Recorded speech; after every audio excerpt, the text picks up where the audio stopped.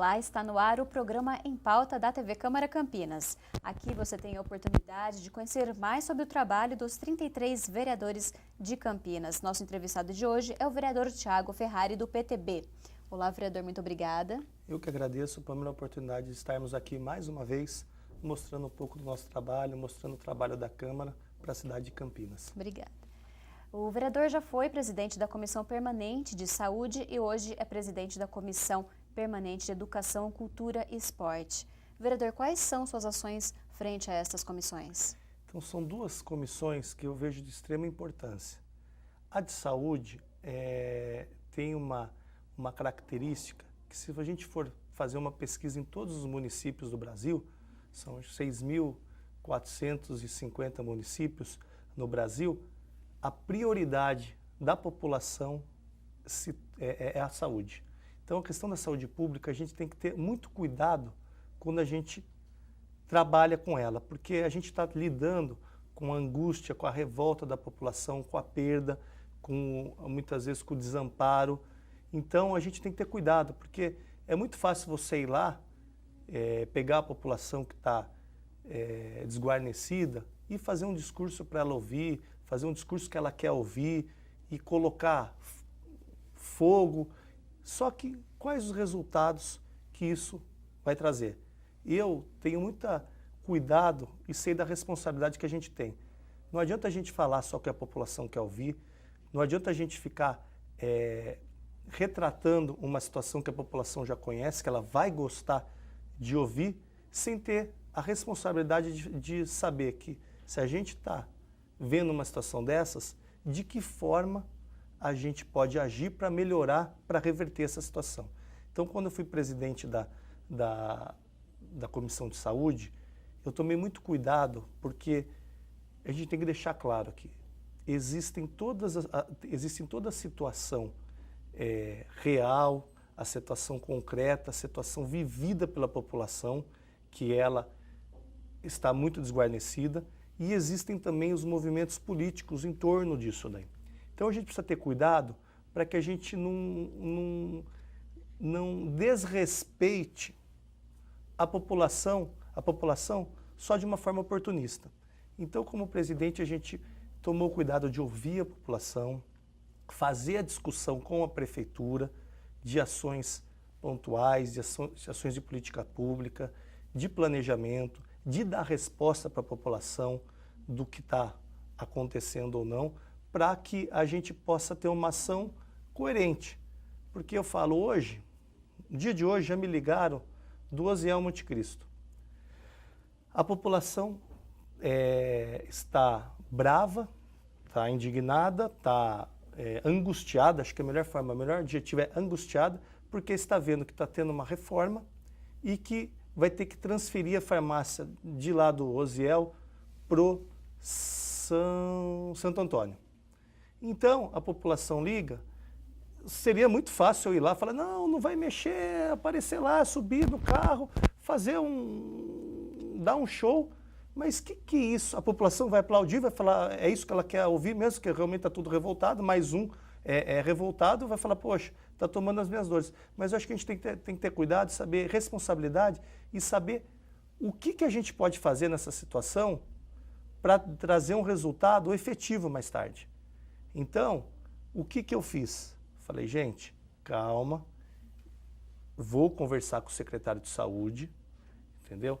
Eu estou aguardando, ele pediu, está numa reunião, ele vai me retornar, a gente está gravando aqui, mas ele vai me retornar mais tarde, para a gente saber o que está acontecendo, por que está sendo feito dessa forma, porque essa discussão de reforma do Osiel e do Monte Cristo, a gente tem acompanhado há 3 meses, para dar uma resposta para a população, falando, olha, essa farmácia ela vai ficar no Santo Antônio 15 dias. Nesses 15 dias vai ficar assim por isso, isso, isso. Aí a população vai saber que, bom, até 15 dias vai acontecer, mas vai melhorar. Passado esses 15 dias não aconteceu, a gente vai saber, aí tem uma outra situação. Mas aconteceu isso, em 15 dias voltou, a gente vai criando uma construção de relacionamento com a população e a prefeitura e Câmara Municipal de uma forma coerente, de uma forma séria. Tratar de uma forma realista, e né? com credibilidade. Porque é fácil você ir lá, chutar, falar que vai fechar, queimar, ainda mais uma população que está desguarnecida, está se sentindo fragilizada. Então, essa já é uma diferença pelo senhor ter trabalhado na subprefeitura, então sabe como funciona, como que é o trâmite. Também, então eu falo assim, é dessa forma que meu modo de ver, eu acho que se faz política. E não se oportunizando de uma situação para querer angariar voto, angariar pessoas, porque isso daí depois no final não fecha. Então é importante a gente ter essa discussão, às vezes a gente tem que segurar a população e falar, calma gente, calma, que a gente vai ver, vamos esperar a resposta do secretário para a gente tomar uma outra ação. Existem outras ações que, infelizmente, a gente tem que tomar uma medida mais impositiva. Eu teve o caso de, logo que a gente assumiu em 2005, havia a questão do Marisa, o segundo cômodo. Inclusive aqui a Paola está aqui, que está acompanhando aqui, que é advogada nossa. A gente fez a discussão com a prefeitura, as discussões não andavam, a população estava impaciente, insegura, e a gente também sentiu que não havia um desenvolvimento dessa discussão. Tivemos que tomar medidas até judiciais para que a gente pudesse provocar a prefeitura nesse sentido também. Então, eu vejo que é nessa relação que a gente constrói situações de reciprocidade, de respeito e de confiança. Então, é por isso que eu tomo muito cuidado com relação à questão da saúde pública. Com relação à questão da outra comissão de educação, é uma coisa que me motiva muito. Porque eu, quando comecei na vida pública, eu comecei porque meu irmão havia sofrido um sequestro relâmpago.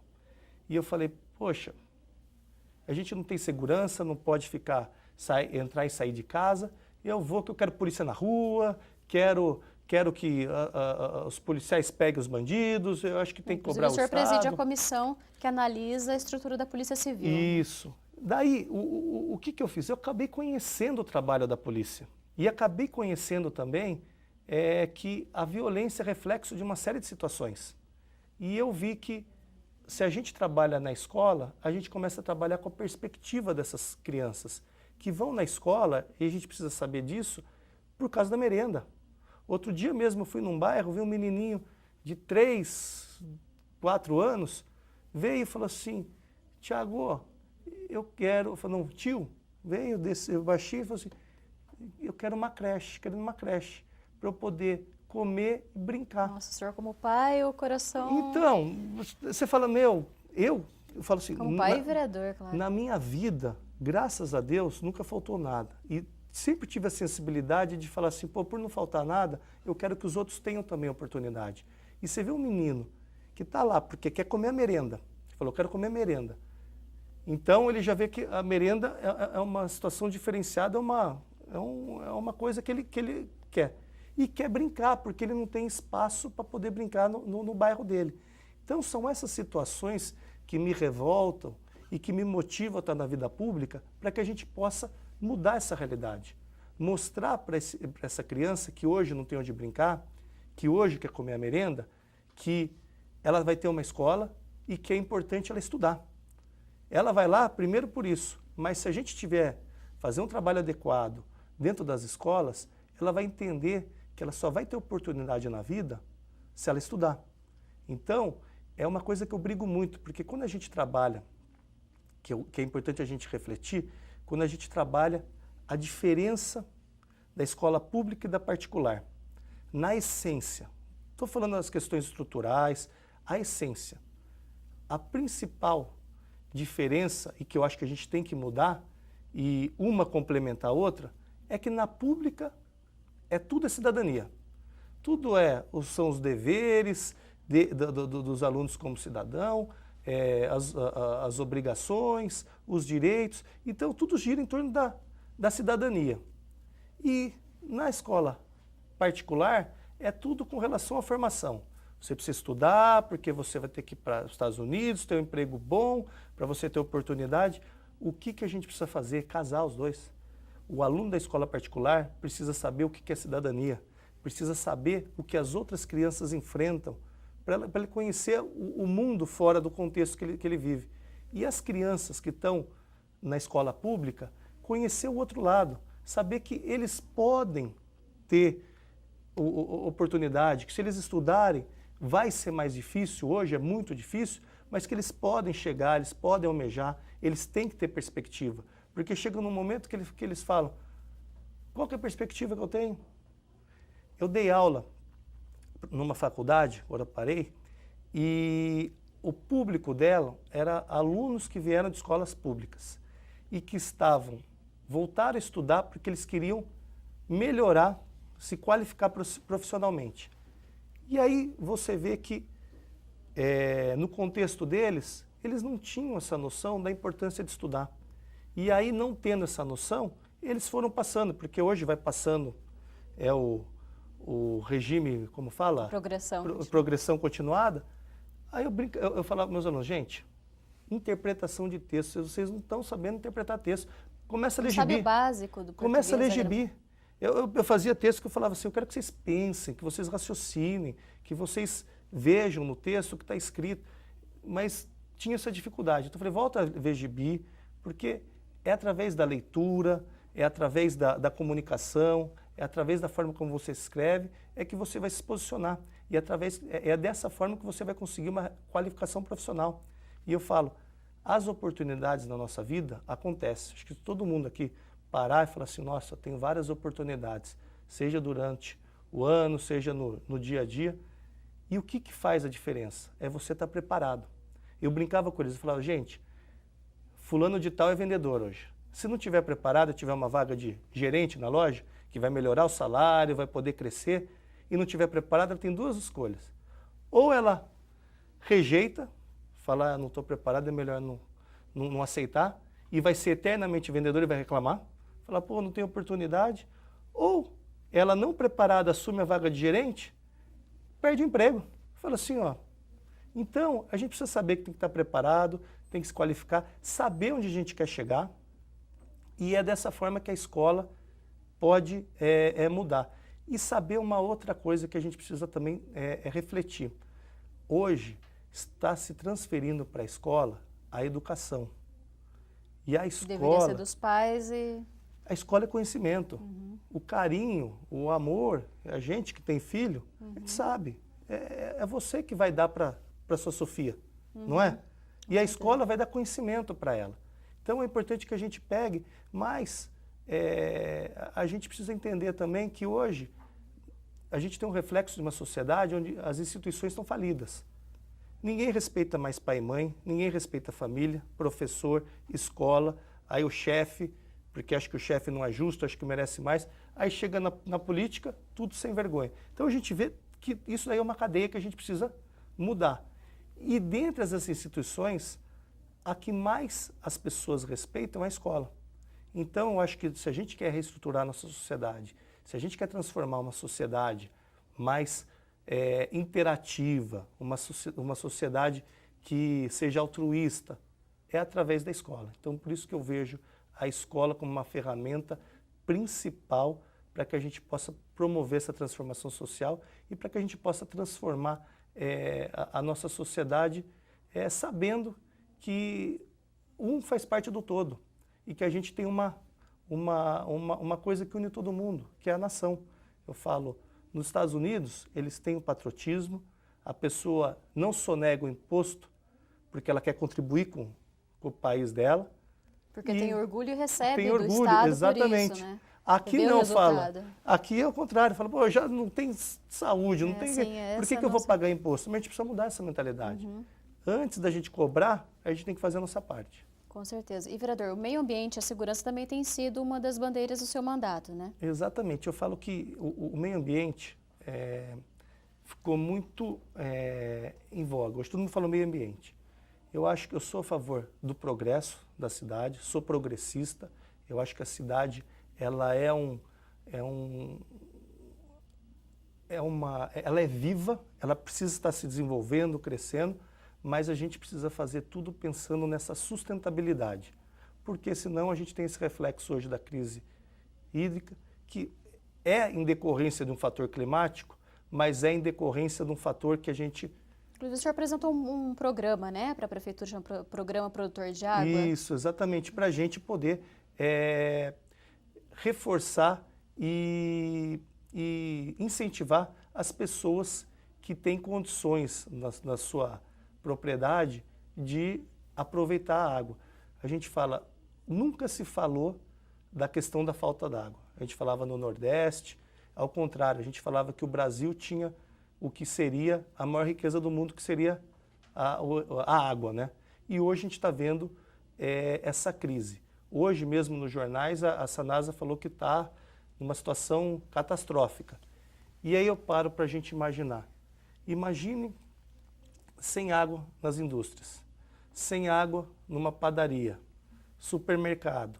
Porque a gente pensa na água para tomar banho, na água para beber, para beber a gente compra água no galão, a gente vai... Mas então isso tem um reflexo muito grande em toda a estrutura, com relação ao emprego, desemprego, em relação à saúde pública. Então a gente precisa pensar que a gente faz parte de um todo. E aí que eu falo que a ideia de nação que é fundamental, que a gente precisa fazer esse debate. Falar, olha, eu pertenço a um bairro, que pertence a uma região, que pertence a uma cidade, que pertence a um estado, que pertence a um país. Portanto, devo respeitar o espaço. Exatamente. Então não é aquela ideia, olha, o meu bairro está bom, não quero que a prefeitura gaste dinheiro com outro bairro, tem que investir mais no meu. Não, isso aí é gestão pública. A prefeitura tem que saber que tem que investir no bairro bom, tem que investir no bairro que tem dificuldade, tem falta de estrutura, fazer essa gestão para que todo mundo cresça. A intenção é que todo mundo esteja no mesmo patamar e bem. E chegar ao que a gente fala, com saúde, com segurança, com ensino de qualidade para todo mundo, porque quando a gente tiver isso, é o que o Delfim Neto fala, que é a justiça social. O que é a justiça social? É qualquer criança que nasça no Brasil, que nasce em Campinas, a gente vai poder comparar qualquer criança e saber que no transcorrer da vida dela, ela vai ter as mesmas oportunidades. Aí vai depender da vontade de cada um, da dedicação de cada um. Mas ela não vai poder falar, olha, eu não fui médico porque eu não tive oportunidade, porque eu não tive uma escola, a escola que eu tive não tinha professor, e a hora que chegou, a única coisa que eu podia optar era para ter um emprego sem curso superior. Então, quando o dia que a gente chegar nisso, que tem nos países envolvidos, a gente falou, a gente chegou na justiça social. Aí vai depender de cada um, da dedicação de cada um.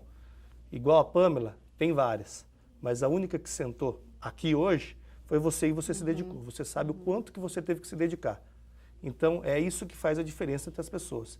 Só que a gente não pode ter um país onde alguns já nascem sabendo que... Ser individualista, né? Não pode... Então é isso que é importante a gente fazer esse debate. Tá certo. Vereador, muito obrigada pela sua participação e voltaremos no próximo programa para o senhor falar um pouco mais sobre seus projetos, suas leis. E lembrando que você pode acompanhar, o vereador tem um site, né, vereador? Isso. Eu costumo deixar muito aberto, sou muito acessível, então a pessoa que entrar no Facebook e falar comigo, eu vou ler, minha assessoria também cuida disso, porque são muitas mensagens, então, mas vai saber que eu li, às vezes eu respondo, às vezes eu peço para a assessoria responder sabendo que eu li. É e-mail também, vereadortiagoferrari@gmail.com, Thiago com H, é no site também.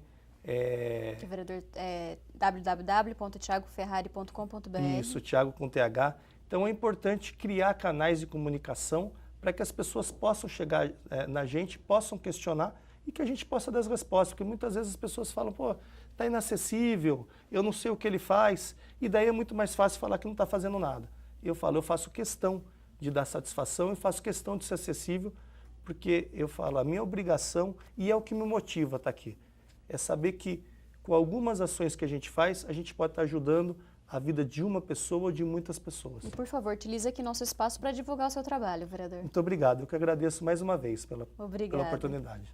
Lembrando que a lei, além de acompanhar a programação da TV Câmara, que vai das 9 da manhã às 6 da tarde, com eventos que acontecem aqui e demais entrevistas e reuniões, você deve acompanhar também às segundas e quartas-feiras as sessões ordinárias que são transmitidas ao vivo a partir das 6 horas. Acompanhe também a programação da Rádio Educativa e, claro, continue acompanhando o programa Em Pauta. Nós agradecemos mais uma vez a sua audiência e até o próximo programa.